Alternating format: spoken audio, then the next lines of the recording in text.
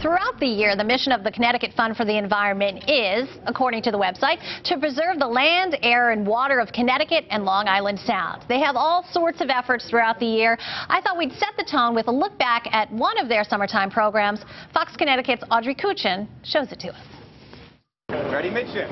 All hands on deck aboard the Quinnipiac in New Haven Tuesday. Young students from Schooners Incorporated learning sailing fundamentals and hopefully a little more about Connecticut's backyard, the Long Island Sound. This belongs to them, and they should think about preserving it not only for themselves but for future generations as well, so they can enjoy it also. Captain Tommy's made a career of sailing the Sound for the last 21 years, and his goal is now being echoed by Save the Sound, a group of environmental advocates and elected officials hosting their latest event at the school today. They're on a tour stopping in waterfront towns from Connecticut to New York, pushing a plan to preserve and restore the Long Island Sound over the next decade. It includes policy recommendations, educational opportunities, and personal action that'll keep the waters here clear and clean for swimmers and wildlife. Everybody from here all the way north through the watershed of the Connecticut River has an impact on Long Island Sound. And it's absolutely amazing. You think someone hundreds of miles away, they have just as much of an impact often as somebody who lives right here in New Haven. Between industrial, commercial, and recreational uses, this body of water brings billions of dollars to the economy. Taking care of it is crucial to tourism, development, and of course, keeping the Sound intact for future generations. We've reached so many milestones with the Sound. It's so much cleaner than it was years ago. And now we're at the next step where we've gotten corporations and larger organizations to clean up the Sound. Now we need to get every person who lives along the Sound to start doing their part. And this seems like the first step in making that happen. Leah Schmalz is the Director of Legislative and Legal Affairs for Save the Sound, which is a division of the Connecticut Fund for the Environment. Leah, thanks for being here. So what is the state of the Sound? Well, every summer we go out to the beaches, do our beach cleanups, and visit with families who are out there enjoying the Sound, or talk with fishermen about what's happening with their fisheries, or even just doing presentations along the coastline. The same question always comes up, and it's, how is Long Island Sound doing? And, you know, we'll go through this whole spiel about what's happening with the dead zone in western Long Island Sound, or with the lobsters, and realize that there really has to be an easier way of being able to talk to people about what's happening. And what we started looking at were things that go back to when we were kids, and that's a good old-fashioned report card. So whenever a teacher wants to let their parents know what's going on with the kids, they send home a report card. So that's what we did. And how was the report card? Not so good. It looked like we were striving for mediocrity, nothing someone would want to put on their refrigerator for sure. But, you know, there are good news and bad news stories in it. It's kind of split down the middle. Half of the grades are actually pretty good, and Connecticut has done an amazing job in some of the areas. New York, on the other hand, needs to step up a little bit. And then half of the grades were actually pretty poor. Things like raw sewage, where we're barely passing with a D+. So meaning there's raw sewage continuing to flow into the Long Island Sound? Unfortunately, in this day and age, yes, we still have raw sewage going into the Sound anytime it rains in Bridgeport, New Haven, Hartford, and even Norwich. And is that because those facilities are old, or?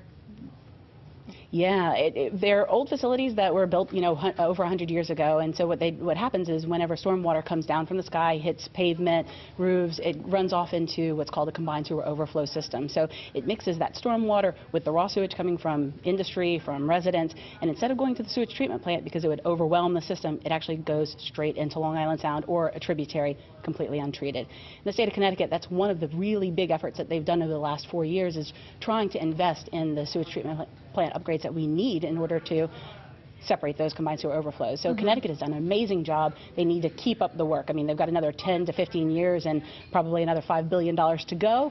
New York City, on the other hand, not really keeping pace. And so that's one of the pressure points that Connecticut has been doing, is trying to talk to New York, trying to urge them along and let them learn from some of Connecticut's successes. So when you said it's 10 to 15 years and $15 billion, you said? It's actually between 5 and 20 billion. 5 and 20.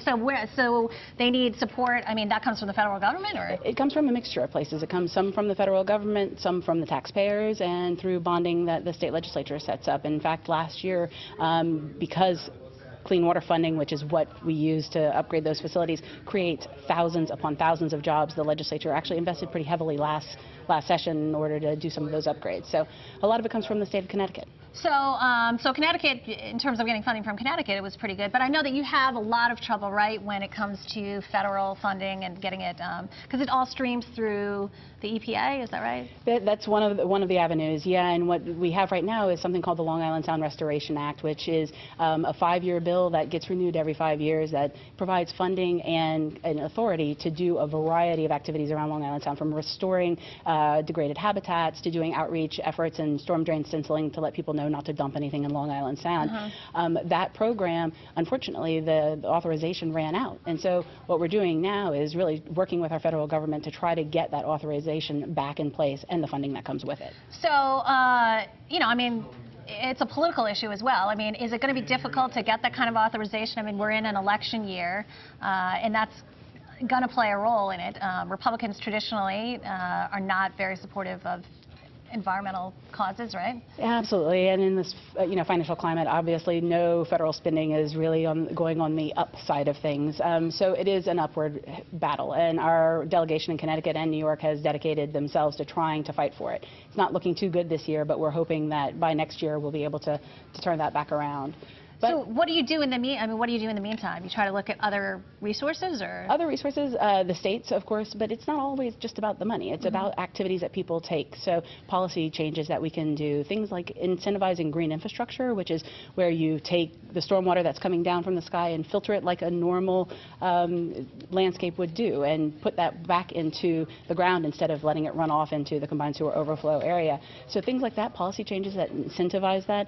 But it's also not just about what our federal and state government can do. It's about what you and I can do. We all live in the Long Island Sound watershed, and we can all take action to make a difference for water quality in Long Island Sound and for the habitats. Do you get, I mean, it seems like we cover quite a few stories. I mean, does it seem like in Connecticut seems like a pretty proactive state in that sense? Yes, I mean, I think our whole watershed in Long Island Sound is the entire state of Connecticut. It goes all the way up into Canada, but the Connecticut residents and Connecticut officials seem to understand that Long Island Sound is theirs to protect and preserve, and they've really stepped up to the plate in the last 5 years. Broadwater was a perfect example. One of the things we highlight in our report are those use conflicts where the two states come together, and Connecticut was a leader in that, in bringing New York to the table for fighting the Broadwater endeavor. Right. I mean, there have been successes. You fought that. You fought the pipeline.